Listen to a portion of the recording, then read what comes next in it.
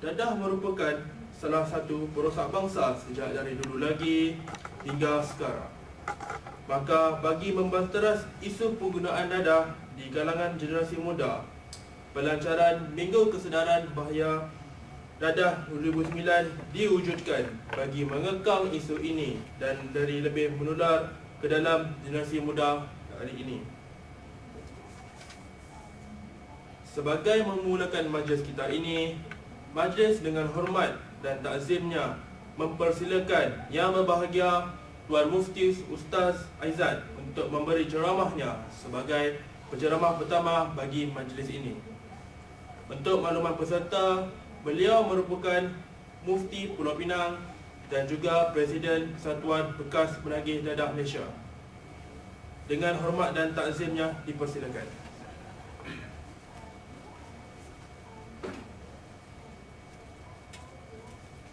Bismillahirrahmanirrahim. Alhamdulillahirabbil alamin. Hamdan hamidin. Wal aqibatu lil muttaqin. Wassalatu wassalamu ala asyrafil anbiya'i wal mursalin wa ala alihi wa sahbihi ajma'in. Qala rabbi shrah li sadri wa yassir li amri wahlul 'uqdatam min lisani yafqahu qawli. Terima kasih saudara pengacara majlis yang saya hormati, sahabat saya yang berbahagia Tuan Dr. Syafiq bin Syarudin, yang berbahagia Sarjan Muhammad Firdaus bin Nasir, Wakil Jabatan Penjara Malaysia, pensyarah-pensyarah kanan, pensyarah-pensyarah dan seterusnya, anak-anak mahasiswa-mahasiswi yang saya sayangi sekalian.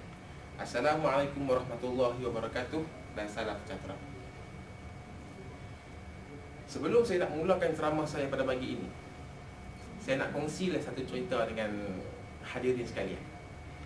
Cerita ini daripada pengalaman sahabat saya sendiri. Dia seorang guru di sebuah sekolah menengah di Pulau Pinang, mengajar mata pelajaran sains. Satu hari dia buat eksperimen. Dia sediakan dua tabung uji.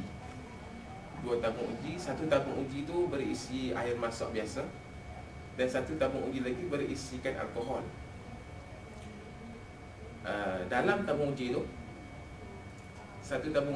kedua tabung uji, dia letakkan cacing kerawit, dia letakkan dalam air masak satu, dalam alkohol satu.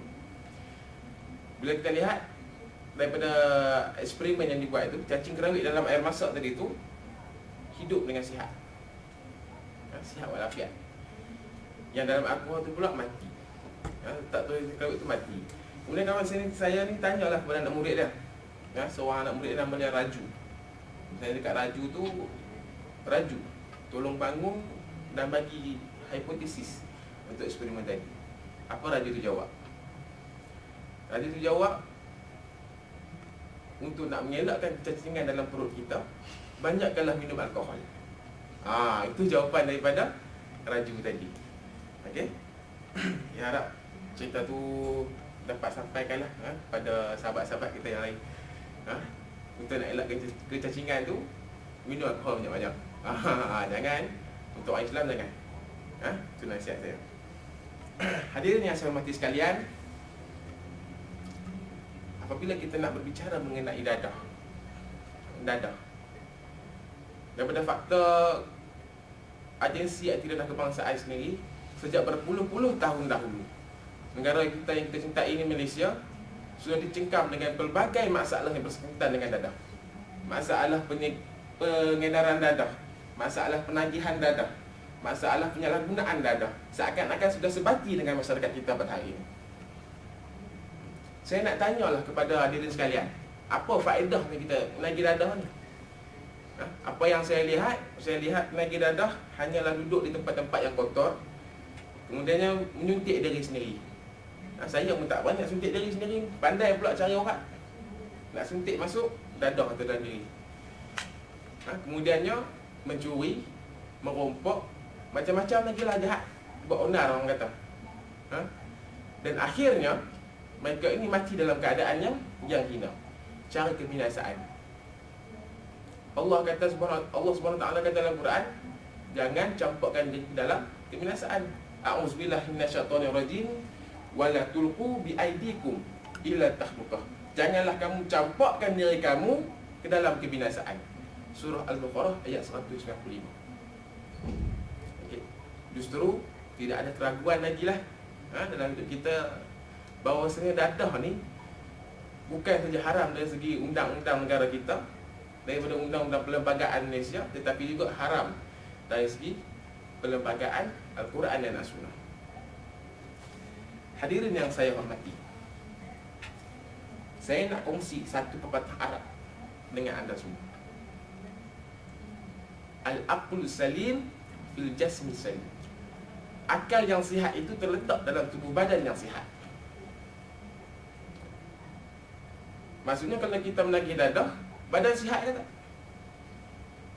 Badan sihat ke tak?